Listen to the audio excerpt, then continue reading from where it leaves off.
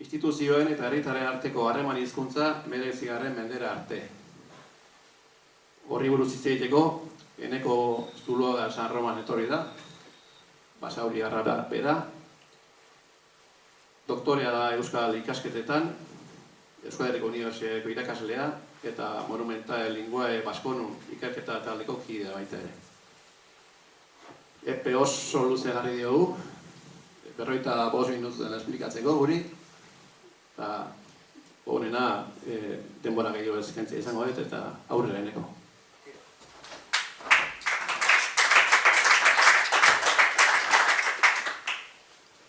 Bueno, ondo entzuten da? Vale. Egun on guztioi eta lehenik eta behin eskerrak antolatzailei aukera hau ematearren, bai? Iztuta da.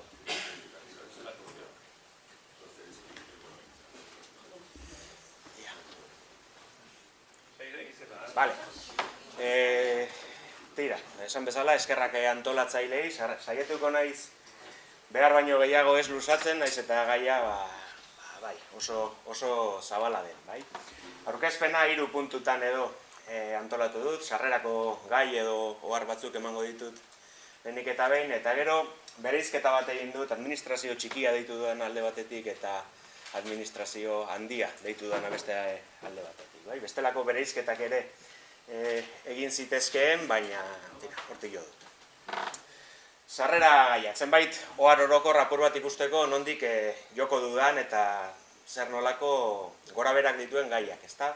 Alde batetik, gai zabala eta konplexua, bai? 19. mendera bitartean, mende asko daude, lurralde asko daude, lurralde bakoitzak bere historia du, bere bilakabidea du, bere bilakabidea du, bere instituzioak ditu, baina horiek ere ez dira inmanenteak, etengabe aldatzen dira, mundu aldatzen den bezala, bai? Eta hizkuntzak ere ikusiko dugu aldatu egiten direla. Beste bereizketa bat niri historia kontu ez hitz egitean gustatzen zaidana da datuaren eta interpretazioaren arteko jauzia. Ondo bereizi behar dugu zer den datu historiko bat, dena delako datua, ez dakit non, ez dakit ze udalek egiten ditu aktak euskaraz. Eta gero horri ematen diogun interpretazioa. Interpretazioa izan daiteke kontserbadorea edo moderatua, esan dezagun, edo esan daiteke 18. mendean aktak egiten ziren euskaraz. Hor badago jauzi bat, askotan eztabaidak eta eragiten dituena, interpretazioa arazotsua izan daitekeela. Esan bezala, historia, ez da errealitate homogeneo eta aldagaitza, askotan bereizketa egiten dugu, gaur egungo mundua eta mundu historikoa, mundu historikoa edo aurreko mendeak denak bat eta bere izango balira bezala, baina ez da horrela.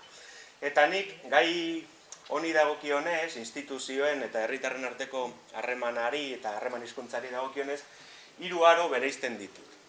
Alde batetik erdi aroa, beste alde batetik 15-16. mendeak daude, eta beste alde batetik 17 eta 18. mendeak edo orduz geroztik. Aro bakoitzak baditu bere ezaugarriak eta batzuk ikusi ingo ditu. Bestelako bereizketa asko egin beharko lirateke. Euskaraz edo harreman hizkuntzez ari garenean, lan hizkuntza eta zerbitzu hizkuntza, gauza bada administrazioak berak nola egiten duen lan, berarentzat, administrazioko garai bateko funtzionarioek, agintariek, beste gauza bada nola ematen duten zerbitzu administraziora jotzen duen herritarrari. Ahozko jarduna eta jardun idatzia, askotan proiektatzen ditugu gaur egungo gure munduko egoerak iraganera, baina analfabetismo tasak 18. mendean eta gaur egun ez dira zera, eta zer esanik ez 16. mendera edo erdi arora bagoaz, beraz, ahozkoak garai batean askozaz ere pisu handiagoa zuen. Esparru ofiziala eta ez ofiziala, esparru formala eta ez formala, herritar xumeak, kargudunak eta goi mailako nobleak, jauntxoak, eta halako bereizketak askotan oharkabean joaten zaizkigu, baina ñabardura garrantzitsuak dituzte.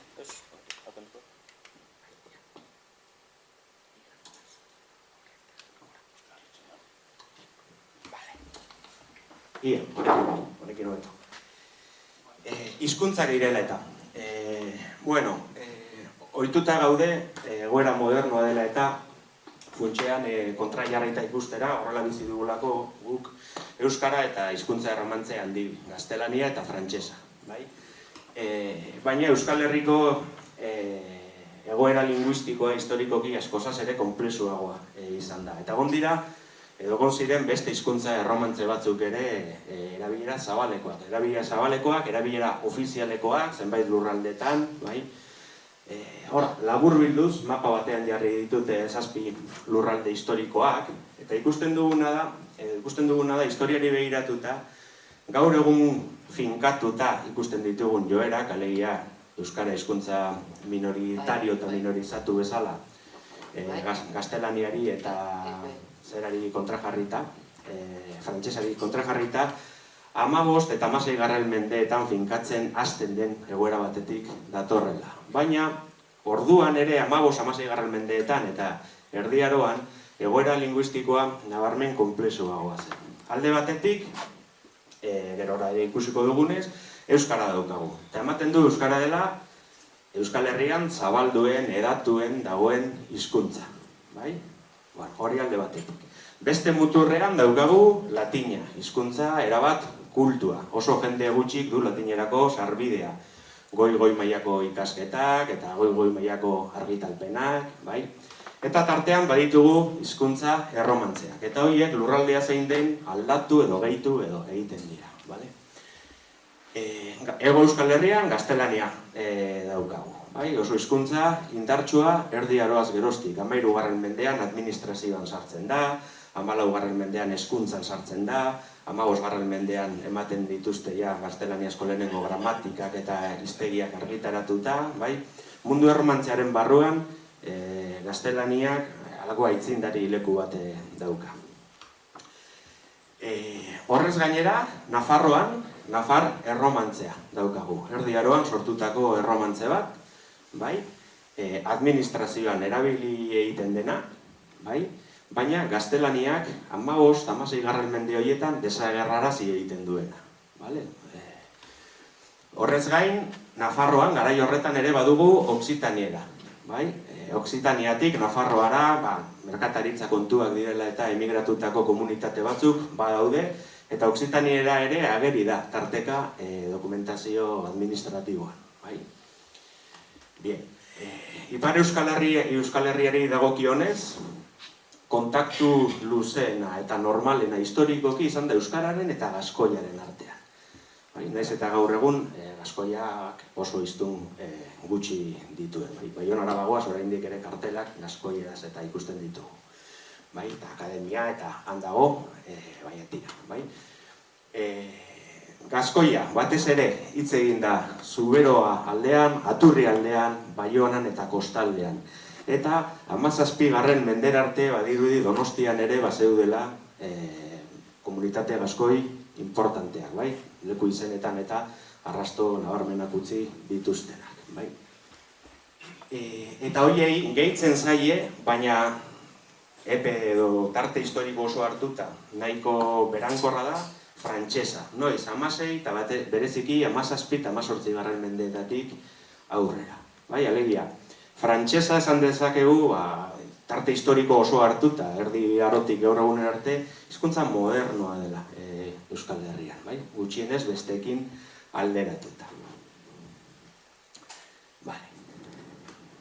Euskarari dagokionez, hizkuntza edatuena, arruntena, zabalduena da Euskal Herrian historikoki. Baina oso gutxitan idazten da. Eta hemen aurkitzen dugu arazo bat, etengabe ageri zaiguna, euskararen gaineko ikerketa historikoak egin behar edo egin nahi ditugunean. Oso gutxi idazten da, eta oso gutxi idazten denez, arrastoak usten ditu, zipristinak balira bezala, han hemen, eta horien bi jaritu behar dugu, gero interpretazioak eman eta irudiak osatu ahal izateko.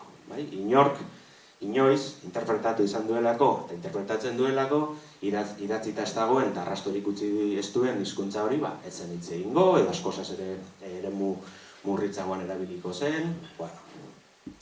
Jose Maria Lakarra historialari nafarra, garai batean esaten zuen, horko aipu batean. Esto nos plantea el problema de cómo una lengua puede subsistir en este estado latente, es decir, hablada pero no escrita, y cómo nosotros, por indicios distintos, llegamos a afirmar que en una época determinada se hablaba una lengua que no se escribía, y aún en ocasiones que se escribía una lengua que no se hablaba. Vale? Eta hori oso argi izan behar dugu. Gaur egun kultura idatzian bizi gara, einen di batean, alfabetizazio tasak, eskola eta duta beste, baina garai batean eta hizkuntzek berez dutena da, hizkuntzen berezko mundua da, ahozko mundua. Vale? Administrazio txikira guaz, bai?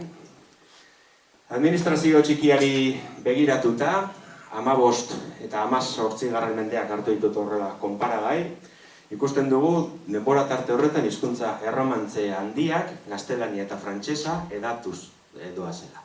Badoaz edatuz eta badoaz kentzen lekua, bai euskarari, bai beste hizkuntza erromantze batzuei, lehen aipatutako gaskoia, nafar erromantzea, bai batzuk desagerrarazteraino. Zerekin lotzen da edo non ikusten da edatze hori harriago, urbanizazio prozesu handiagoak edo sakonagoak gertatu diren lekuetan, prestigioari lotuta, behin hezkuntzan sartuta, bai, eta ikusiko dugu momentu batetik aurrera administrazioan alako oligarkizazio prozesu bat dagoela, bai, eta horrek nola egiten duen, erabaki politiko-administratibo batzuk tarteko, administrazioaren izaera bera, gero eta itxiagoa da, bai, auzo batzar irekietatik pasatzen gara, tokiko jauntxoen agintaritzara, bai. Eta kontrajarri egiten dira, bi mundu ikusten dira, 15 eta 16 mendeak alde batetik, guk euskararen historian euskara arkaiko deitzen dugun garaitik, 17 eta 18 mendeetara. Hor dinamika batzuk aldatu egiten dira. Zerk baldintzatzen du, nire ustez, hizkuntza batzuen gorakada eta besteen berakada, beharrezkotasuna. Noiz da euskara beharrezko eta noiz da gaztelania edo frantsesa beharrezko. Ikusiko dugu. Banaketa funtzionala ikusten da, diglosia ikusten da, bete-betean euskara ez da idazten. Ez zaie ez da burutik ere pasatzen oroar administraziokoei euskaraz idatzei behar denik. Eta arian euskara sokoratu egiten da, denbora tarte horretan, goitik bera. Alegia, botereguneetatik bera, herri sumera, norabide horretan. Noiz da euskara beharrezko? Erromantzerik ez dakiten iztunak, gehiengo, eta bereziki gehiengo nagusi direnean. Alegia, administrazioak ezinbestean euskara erabili behar duenean, bere herritarrekin komunikatzeko. Horrez dago beste erremediorik, euskaldun elebakarrak badaude herri batean da 10-etik 9 baldin badira, administrazioak euskara erabili behar du, gutxienez neurri batean. Saiakerak ageri dira tarteka, ez egiteko, eta horrek eragiten ditu auzibideak, eragiten ditu gatazkak, eta halakoen erregistroetatik ikusten dugu zein zen egoera linguistikoa.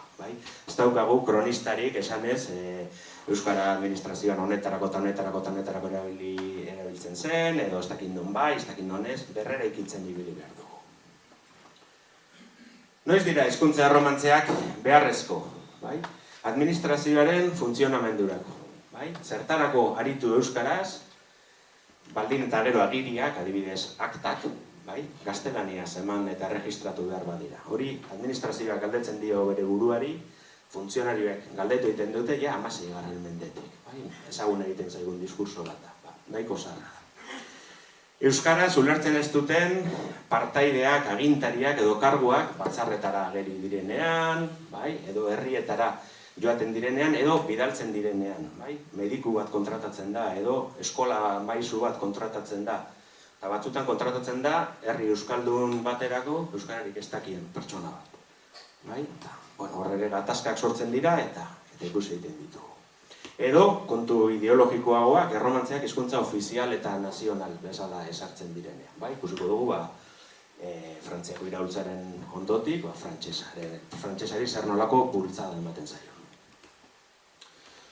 Madariagak, Juantxo Madariaga historialariak, aztertu ditu gai hauek inork baino zabalago esango nuke, eta hau esaten digu. Por otra parte, independientemente de que la vida municipal pública fuese en ocasiones desarrollada en castellano aún en pueblos euskaldunes, hemen ja badugu datu bat, administrazioaren joera da hizkuntza erromantzeak erabiltzea. Lo que no ofrece ninguna duda es que las relaciones personales de los vecinos con sus autoridades en pueblos de esta naturaleza se realizaban exclusivamente en euskera.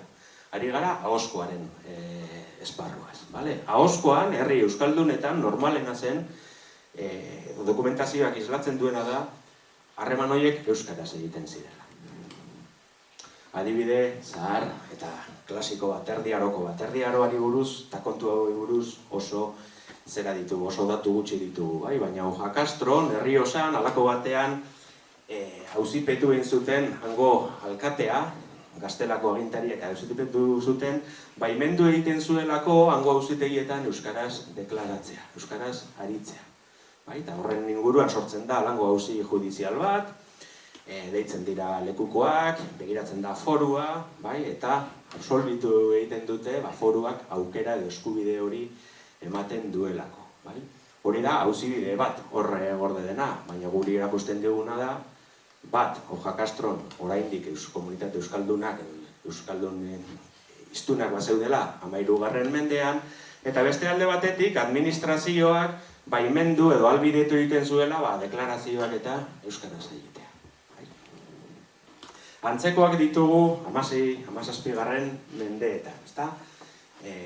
Hauek oro har dira auzibide edo auzi judizialetatik ateratako datuak. Hori da iturri importanteena edo aberatsena, bai? Nafarroan, uste dut, 300.000 auzi judizial inguru gordetzen direla, eta, ustiatu gala, datuak agertzen dira. Leitzara, gertatu da alako gatazka bat edo eztabaida bat, ari dira alkate ordearekin, teniente alkalde horrekin eztabaidan, eta alako batean, herritarretako bat, haserratu egiten da, eta zer esaten dio. Diciéndole por muchas veces en vascuence, alkate, bai alkate, teniente ere motza. Bai? Auzipetu egiten dute herritar hori, baina berriz ere ikusten dugu harremana euskaraz egiten zutela. Bai? Naiz eta gero, herri horretako dokumentazio gehiena, herri guztietan bezala, gaztelania zegoen. Iruñeko auzo batzarra, antzeko zera bat, auzi bat, bai? Batzen dira herritarrak, sortzen da halako eztabaida bat, eta esaten digute hor, le dijo al dicho Martín de Espinal, en pleno ayuntamiento, a altas voces, semejantes palabras en vascuence. Alkerik ukindu, eduki. Alkerik ukindu bazindu, etzinan etorriko onera. Bai? Berriz ere, ari da, eztabaidan ari dira, eta euskeraz ari zaio bestea. Eta hau, konstante bat da, garai honetan. Beti, ez daukagu euskarazko pasarterik, baina tarteka eskriba hauek esan egiten digute, ezta? Altasoako beste zera bat, le llamó al dicho alcalde y le habló algunas palabras, que está testigo, por no entender la lengua castellana, no las comprendió. Esaten ari zaigu, gaztelania zetzuela ulertzen, euskaldun hutsa zen, euskaldun elebakarra zen, bai? Y comenzaron a dar voces que tampoco por la dicha razón no puede declarar lo que hablaban, ez zuen ulertzen. Hor, administrazioan eztabaidatzen ari ziren hori, batzarre horretan eztabaidatzen ari ziren, hori ez zuten ulertzen, zeuden batzuek edo askok, bai? Bera bagoaz, y habiéndole dado a entender en vascuence lo que contenía en su dicha primera disposición y oído y comprendido por ella. Eta hemen agertzen zaigu beste gako bat. Askotan ematen du itzulpenaren kontua eta interpretazioaren kontua, euskara gaztelania, euskara frantsesa kontu modernoa dela, baina ez, lehenengo garaietatik itzultzaileak eta interpreteak bazeuden. Esaten digu, Madariaga, que los alcaldes y regidores entendiesen con sus convecinos zonas plenamente euskaldunes en lengua vasca era lo normal, como también lo era que impartieran justicia en esa misma lengua. Conviene recordar que los alcaldes eran los jueces en primera instancia y que la mayor parte de los conflictos menudos se quedaban en ella y no llegaban a instancias mayores. Ahozko guztia euskaldunak baziren, gutxienez elebakar baziren, euskaraz egiten zen. Eta ezin zenean euskaraz egin, erabiltzen ziren interpreteak, erabiltzen ziren itzultzaileak, bai, aditzera emateko. Bai, gero, beti daude salbuespenak eta bestelako gatazkak, baina hori da joera. Baina, horrek ez du esan nahi instituzioak, bastakit euskaltzale zirenik, bai? Eta ikusten ditugu hor pare bat agindu, ezta? 16. mendean, Gipuzkoan, esartzen da agindu bat, eta esartzen da alkate izateko, betekizun batzuk bete behar direla, eta esaten da sepan leer y escribir. Eta sepan leer y escribir da, sepan leer y escribir en castellano. Euskara hezkuntzan oso berandu sartu da. Alfabetizazioa historikoki Euskal Herrian, hizkuntza erromantzeetan izan da, eta bereziki gaztelaniaz.